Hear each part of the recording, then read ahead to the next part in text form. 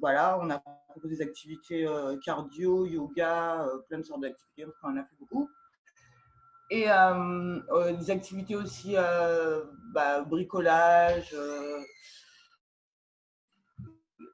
des gâteaux, plein de choses. Voilà, et de là, ça fonctionne bien, les enfants sont toujours là.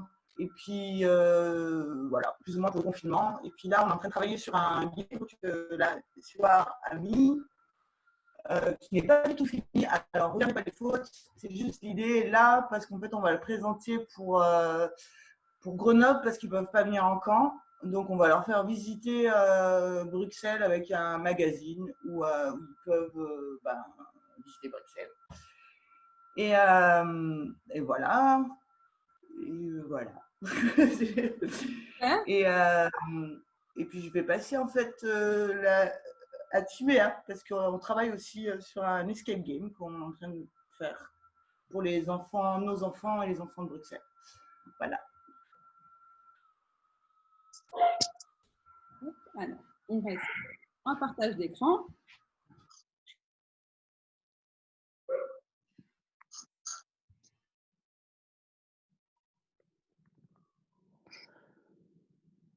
Timéa?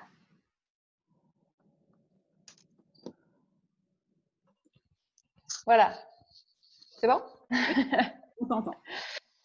Alors voilà, salut tout le monde. Donc, on a créé un escape game qui est une plateforme de jeu en rapport avec quelques morceaux d'histoire de Belgique. Il a été créé dans le but de faire visiter Bruxelles à nos amis les Français ainsi qu'à nos enfants PIX sous forme d'apprentissage et de jeux ludiques. Celui-ci va regrouper 4 éléments importants parce qu'ils font partie de la grande histoire du pays. La mission du jeu, c'est d'aider le roi des Belges ainsi que ses chevaliers du futur, donc Gaïa, Malika et moi, à retrouver ces 4 éléments. Les objets ont été volés par Guillaume de Grenoble, qui est en réalité, c'est le directeur des enfants de France et qui est notre référent principal de la communication et d'échange. Pour retrouver les objets volés, nous avons mis une carte de Bruxelles ayant 4 communes, donc Ouderghem, Uccle, Saint-Gilles et Oulé-Saint-Lambert. Ce sont bien sûr les communes des différents projets Europix. Elles sont placées par numéro et on doit les remettre dans l'ordre. Pour ce faire, chaque commune a une photo datant du Moyen-Âge et qui ne correspond pas au titre qu'on lui a donné.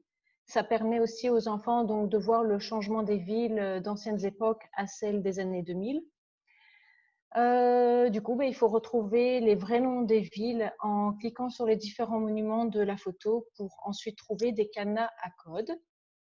Les cadenas à code, ils ont des énigmes à résoudre, ils ont des codes à trouver et ils ont aussi, du coup, quand on trouve le code, un morceau d'histoire lié à des questions qui ensuite vont être suivis par 3 choix de réponses pour trouver l'objet volé.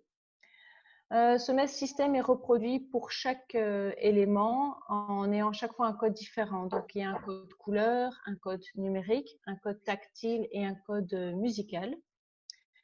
Une fois que l'enquête est résolue et que l'objet est trouvé, le jeu, du coup, il est terminé. On a sauvé Bruxelles, mais si durant le parcours on fait une erreur, bien sûr, c'est Guillaume le voleur qui aura gagné le jeu et qui retournera en France avec son gros sac de trésors belge.